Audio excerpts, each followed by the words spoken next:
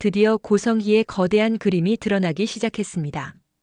그녀가 진심으로 원했던 것은 가족의 행복이 아니었습니다. 그녀가 바랐던 것은 오직 권력이었습니다. 겉으로는 품격 있고 따뜻한 미소를 지었지만 그 미소 뒤에는 철저한 계산과 끝없는 욕망이 숨어 있었습니다. 성희는 결국 자신이 가진 모든 사랑과 양심을 내던지고 핏줄 중 단 한 사람, 아들 박우진만을 선택하였습니다. 그녀는 오래전부터 모든 걸 준비해왔습니다. 남편 박진석의 회사를 완전히 장악하기 위해 믿음을 가장하고 동정을 연기하며 한 걸음씩 세상을 조종하였던 것입니다. 버린 딸 지은호의 간을 병든 아들의 이식 대상으로 삼는 잔혹한 계획까지 세웠습니다. 그것이야말로 그녀의 완성된 복선이었습니다. 요즘 성재가 너무 감정적으로 행동해요. 아버지의 회사를 위해선 냉정해야죠. 언뜻 걱정스러운 말투였지만 그 속엔 은근한 불씨가 숨겨져 있었습니다. 그녀의 목표는 단 하나였습니다.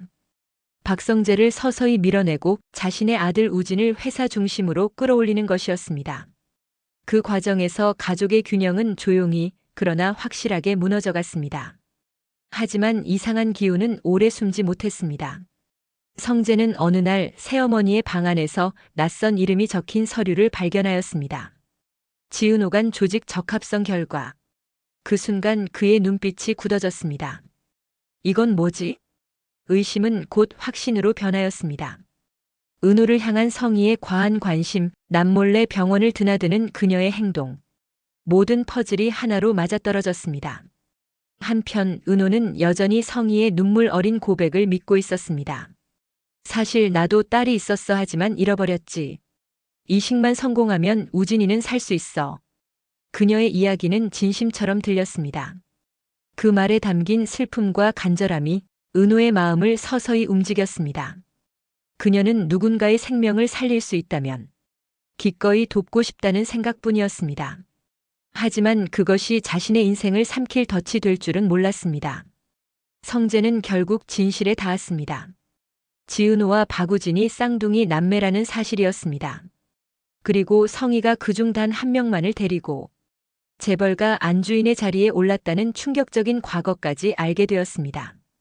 그녀의 거짓된 모성과 피 한 방울로 쌓은 권력의 성이 지금 서서히 금이 가고 있었습니다. 이걸 알게 되면 은호는 또 버려지겠지. 성재는 누구보다 먼저 깨달았습니다. 그녀가 또다시 자신의 친딸을 희생시키려 한다는 것을. 그는 결심하였습니다. 이번엔 내가 맞겠어. 어떤 대가를 치르더라도. 미국에서 돌아온 우진은 여전히 병약했습니다. 엄마, 난 이제 괜찮아. 더는 이식 같은 건 싫어요. 안 돼, 우진아. 넌 아직 완전히 낫지 않았어. 조금만 더 기다려. 모든 게 곧 준비될 거야. 성희는 아들을 미국으로 다시 돌려보내며 차가운 얼굴로 속삭였습니다. 이번엔 반드시 성공해야 해.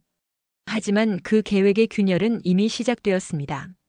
성재의 움직임이 눈에 들어오자 성희의 눈빛은 서서히 독으로 변하였습니다. 내 계획을 방해하는 자는 모두 없애야 해. 그 시각 지은호의 카페 문이 조용히 열렸습니다. 이 시간에 웬일이에요? 문 앞에 선 사람은 이지혁이었습니다. 그냥 내 얼굴이 보고 싶었어. 짧은 말 한마디에 공기가 흔들렸습니다. 은호는 애써 웃음을 지으며 물었습니다. 술이라도 마셨어요? 아니, 그냥 그럴 때가 있잖아.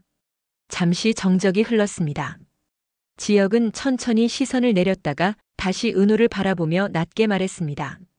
지금은 내가 너무 추워 보여서 그래. 무슨 말이에요? 나 너 좋아하나 봐.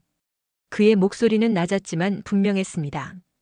오랫동안 억눌러왔던 마음이 더 이상 숨겨지지 않았습니다. 그날 밤 지혁은 혼자 서류를 정리하다가 갑자기 손을 멈추었습니다. 책상 위엔 박성재의 이름이 적힌 명함 한 장이 놓여 있었습니다. 그는 한참을 바라보다 명함을 손에 쥐었습니다. 내가 행복하면 그 친구는 다치게 돼. 그 한마디가 그의 모든 망설임을 설명하였습니다. 그는 그렇게 자신을 억누르며 사랑을 멈춰왔던 것이었습니다. 그러나 운명은 늘 정반대로 흘러갔습니다. 이제는 은호의 마음이 먼저 움직이고 있었습니다. 지역의 따뜻한 말투, 불쑥 내미는 손길, 그 모든 게 그녀의 마음을 흔들었습니다. 작업실에서 스치던 손끝, 무심히 건넨 시선, 그리고 그 짧은 눈맞춤 하나. 이제 그 모든 순간이 사랑의 신호처럼 느껴졌습니다. 결국 두 사람의 마음은 같은 곳을 향하였습니다. 서로의 시선이 닿는 순간 그 어떤 말보다 뜨겁고 조용한 고백이 이어졌습니다. 입술이 닿는 짧은 순간 오랫동안 멈춰있던 시간이 흐르기 시작하였습니다. 하지만 사랑의 그림자에는 늘 상처가 따랐습니다. 성재는 그 장면을 멀리서 보고 있었습니다. 숨을 삼키며 돌아선 그의 눈가에는 보이지 않는 눈물이 맺혀 있었습니다. 그날 밤 그는 혼자 술잔을 비웠습니다. 하필 왜 그 사람이었을까? 그의 목소리는 무너져 있었습니다. 그 옆에 조용히 앉은 사람은 이수빈이었습니다. 힘들면 그냥 울어요. 제가 안 볼게요. 그녀의 한마디에 성재의 굳은 어깨가 천천히 무너졌습니다. 그날 이후 두 사람은 서로의 상처를 닮아가기 시작하였습니다. 도도하던 수빈은 어느새 단단해졌고 성재는 그런 그녀에게서 따뜻함을 배웠습니다. 그들의 사랑은 화려하지 않았지만 현실 속에서 피어난 가장 진심 어린 위로였습니다. 그리고 또 다른 곳에서는 새로운 사랑이 자라나고 있었습니다. 박영나와 이지환. 처음엔 단순한 보디가드와 고용주의 관계였습니다. 하지만 지환의 한결같은 시선과 조심스러운 배려가 영나의 닫혀있던 마음을 천천히 열게 만들었습니다. 라면 한 그릇 앞에서 마주 앉은 두 사람. 이렇게 따뜻한 거 처음이에요. 그녀의 말에 지환은 미소 지었습니다. 그럼 자주 따뜻하게 해드릴게요.